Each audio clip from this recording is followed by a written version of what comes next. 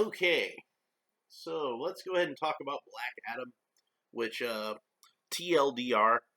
I really enjoyed it. I thought it was a lot of fun. Had a lot of good action scenes in it. Had a lot of good characters. Had a lot of heart. I really enjoyed The Rock in the movie. I thought he did a good job playing Black Adam. Uh, you know, the costumes were, for the most part, pretty good. I thought Hawkman's costume could have been better. It was weird that he had red pants. And his breastplate was just kind of like this bland gray breastplate. I think they could have done something more interesting with his costume. But the actor that played him did a good job. So Hawkman was still really cool in the movie. He was written well. He just, the costume could have been better. So hopefully, if we see the character again, they'll give him a better costume. All the other costumes I thought were really good. I know that like some people were talking about, "Ooh, Adam Smasher looks like Deadpool," but yeah, Deadpool invented masks. It's not like Deadpool looks like Spider Man or anything like that. So basically, like Deadpool was like you just took a Deathstroke and painted him to look like Spider Man. That's what that character has always been. And I like Deadpool, but we thought he was a Deathstroke knockoff at the time. So but yeah, that's the short version. So if you don't want any spoilers, that's about the place where you're gonna want to stop watching the video. You've already got my opinion. Now I can get on to just talking about the movie itself, and there's probably going to be some spoilers in this, so you're going to be glad that you turned it off at exactly this point. Oh my God, Superman's back, and that's awesome. And if I'm being real, that's probably the best thing about the movie. Now, I've said before that if your celebrity cameo was the best thing about your movie, you didn't make a very good movie. I said that about Scream 3, and that was where I invented that rule. But this is Superman, so it gets a pass. I'm so happy that Superman is back. Henry Cavill as Superman. He's wearing the classic suit, and they had a very interesting version of the John Williams theme playing.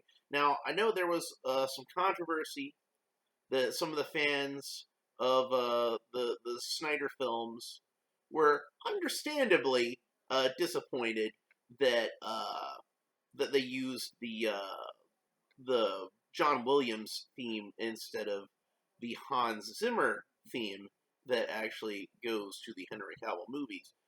But I will say that the arrangement that they came up with, I thought it fit the Cavill version of the character fairly well. Now, would I have rather heard the Hans Zimmer music? Of course, because like that's the one that goes with that Superman. But I get what they were going for here, which is pretty much just Superman is back, and they wanted to be the most recognizable Superman as possible. That's why he's not wearing the black suit. He's got the classic red and blue Superman suit. That's why he's got the John Williams score playing. They want to send a clear message. Superman is back. And from what I understand, there is in development, in the early stages of development, they're working on doing another Superman movie with Henry Cavill. I think that some people were like, "Oh, you got to go out and see Black Adam, so it doesn't do well. They won't bring back Henry Cavill." No, I think that's bullshit. I think that it doesn't really matter. Like Black Adam can make 2 cents at the box office. They're still going to bring back Henry Cavill as Superman. It's just the wheels are in motion. It's going to happen, and I think that it's really much more based on how the news was received once it got onto social media and everything like that. And most people were really excited. There was a huge reaction that everybody was excited that Henry Cavill was back. So yeah, he's coming back. That's at this point a given. Just as likely as Ben Affleck is coming back, and we know that he's coming back for multiple movies already. And I wouldn't be surprised if he got his solo movie also. They're probably going to do another Justice League movie at some point, and obviously Affleck would be Batman in that. but yeah, they're gonna do they're definitely bringing Affleck back for multiple movies, so that's exciting. Uh, the movie itself, I want to get into. Uh, I really enjoyed it. I thought it was a lot of fun. Like I said, the action sequences were really good. It was nice to see a superhero movie, a DC superhero movie specifically, where the director's idea of an action scene wasn't a character walking slowly across a room, like some other recent DC superhero movies I could mention that were boring as hell. I don't understand why it's got such a low critic score on Rotten Tomatoes. Like I know, like a lot of people like go with like conspiracy theories and things like that, but I think it's just like critics are just kind of at this point kind of out of touch as to what a common person wants out of it. What us normal people want out of a movie. I mean, like we don't really care about like agendas or anything like that. I mean, if you can work something like that organically into the flow of a movie, obviously I don't have a problem with it. I like diversity. This movie had a diverse cast. Did the critics hate it because they're racist? Because there were black people in the movie? Now they hate this movie? Is that it? You see how absurd that sounds when I say that? Sometimes you just don't like a movie because you don't like a movie. But I think at this point, the critics are just so out of touch with what people want when they go see a movie that that's why you see this big divide. If you look at the Rotten Tomatoes scores right now, I think that the critics score is something like 40 and the audience score is something like 85 or something like that. So clearly, the audience members that, you know, posted about it on Rotten Tomatoes, clearly they enjoyed it. So why didn't the critics? It's something you got to kind of wonder about. This is why I don't really pay attention to Rotten Tomatoes, and I don't really pay attention to the critic scores at all anymore. It doesn't mean anything to me. If anything, what it means to me, if I see a low critic score on Rotten Tomatoes, I think to myself, well, maybe I'll enjoy it, because they seem to hate a lot of stuff that I like, and they seem to like a lot of stuff that I hate. So yeah, it's I think the critics are kind of like bizarro people as far as that goes, and they just kind of you know are gonna think the opposite of whatever I think. They're like the bizarro Allen people. I don't know. It's weird. So yeah, The Rock was good. He did a really good job, I think, playing the character of Black Adam. Like a lot of people would say, "Oh, well, he's just being The Rock again," and I'm like, well, that's what he does. Nobody complains that Jack Nicholson plays the same character in every movie, and he pretty much does, even when he played the Joker. But Jack Nicholson has like a certain sort of charisma that people like, so they don't mind. Burt Reynolds played the same guy in every movie, and he was awesome because he was Burt Reynolds. And The Rock is the same thing. People go to see a movie because they want to see The Rock. They don't want to see him like disappear into a role. He's not like one of those type of actors. It's like the old saying, there's two kinds of actors. There's actors that pretend like they're somebody else, and there's actors that pretend like somebody else is them. And The Rock is definitely one of those that pretends like somebody else is them. And he does a good job of it, I think. But I do think that he actually did a little more character type stuff in this movie that he's getting credit for.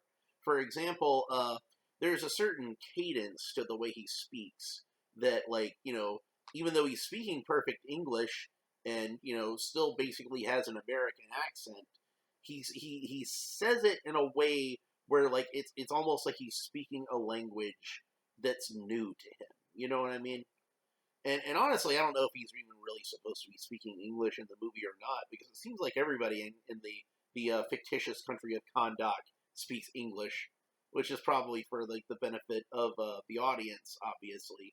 So maybe you're supposed to pretend like they're speaking whatever language they speak in Kahndaq, and like how if you go to see a Zorro movie, everybody's speaking English, even though they're really speaking Spanish in the movie. We hear them speaking English, so it might be one of those things. But they do have some scenes that take place in like the ancient past, and they're speaking the ancient language of Kahndaq, whatever that is. I'm not sure what it is. Maybe it's Aramaic or something. They pull it Passion of the Christ. I don't know. I only speak one language, which is English, and I don't even speak that the best. But yeah, uh, so he does actually like put some effort into playing a character as it was. It's not just like he rolls in there and he gives us the people's eyebrow. Sometimes I can do and sometimes I can't. And says he's gonna kick a bunch of Rudy Poo candy ass or something like that. No, he's actually trying to play Black Adam as a character. And I've heard a lot of comparisons of Black Adam to the Terminator, and that especially in Terminator 2, because there's like a young kid that's kind of like Black Adam's sidekick in the movie, like the kid that befriends him, and I'd heard comparisons of his relationship with Black Adam to the relationship between Arnold as the Terminator and Edward Furlong as the young John Connor, and I can kind of see that.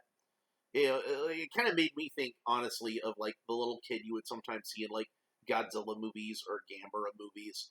So I thought of that a lot. But yeah, he was good as Black Adam. I thought like he carried the movie fairly well. His costume was really good. It was pretty comic book accurate. It they swapped out the sash for a belt and gave it kind of more armory looking boots. But anybody who's seen the comic book and would see the movie would recognize him as Black Adam.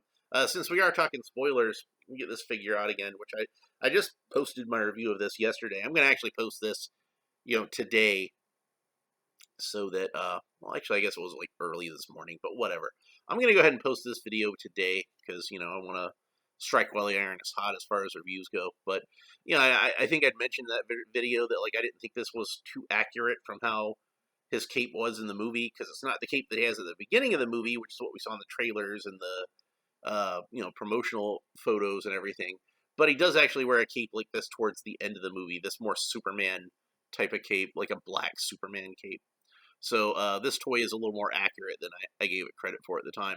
But that's pretty much what he looks like at the end of the movie, where like the gold's all shinier and everything like that, because he's finally going to embrace his role as being Kondak's protector and whatnot.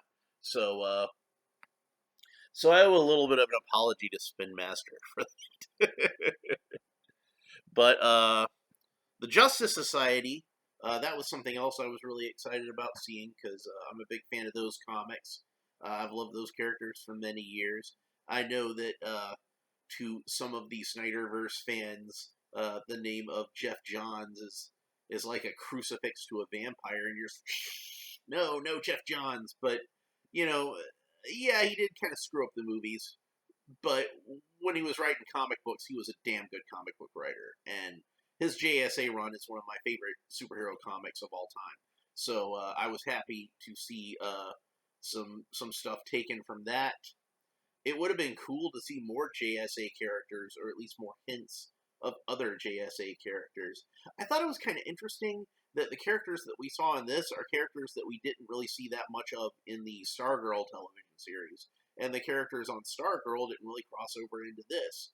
So I don't know if that's a coincidence or what, but maybe when they do some Justice Society, they can use some of those characters in the movie, or have some crossover with the TV show, kind of like how they did with the where they brought back uh, John Wesley Shipp as Jay Garrick when they did the Flash on Stargirl.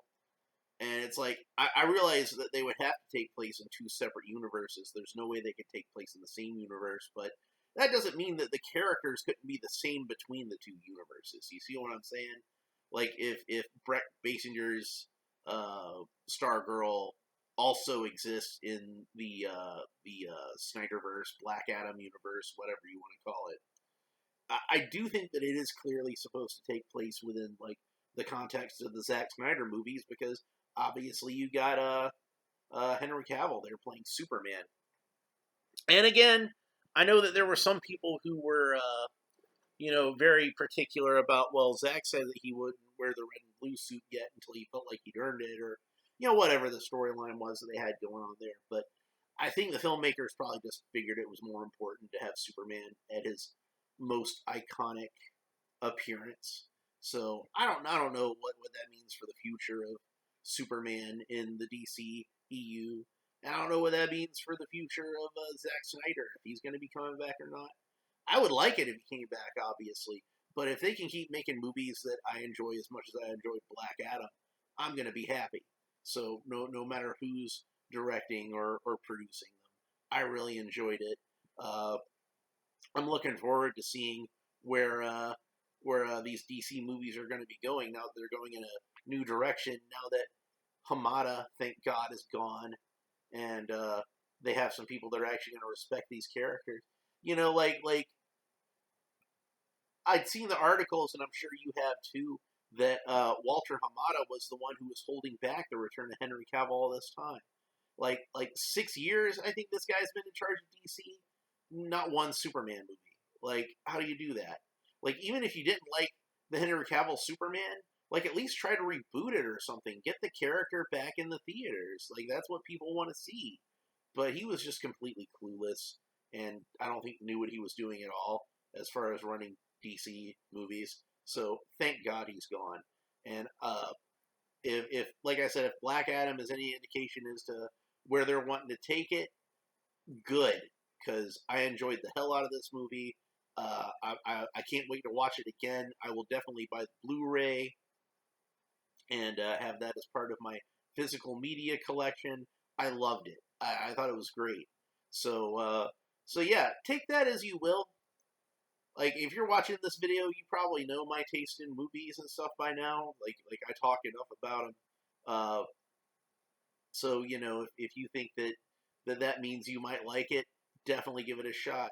If you think that means that my opinion on movies is worthless because I didn't like the Batman, maybe you might want to skip this one. It might have a little too much action and adventure and fun in it, as opposed to just being like 3 hours where basically nothing happens and Batman just walks slowly across rooms.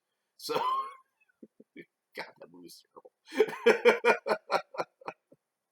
All right, that's pretty much it for this episode. If you enjoyed it, please like and subscribe. All the fun YouTube stuff down below. Let me know what you think about this movie. Like, do you think it was good, great, okay? Like I said, I enjoyed the hell out of it. I thought it was great. Like, I could see how like somebody would come out of it being like, that's just your average superhero movie. It wasn't anything special. I can get why somebody would say that, but I don't think I don't understand how somebody could come out of that movie and not having enjoyed it. Like with all the action and the characters and the fun. There was actually like some good humor to it. Uh, Doctor Fate was great. I really liked him an awful lot. Uh, Atom Smasher and Cyclone were okay, but I felt like they didn't really have a whole lot to do. Uh, Particularly Cyclone, I thought she was cute. She was a good character. I don't think she was quite as like goofy as she was in the comic book, for lack of a better term. I mean that in a good way, but she was still a good character. I enjoyed seeing her, and hopefully that means we'll see the original Red Tornado at some point. That would be fun. But anyway, we'll talk to you next time.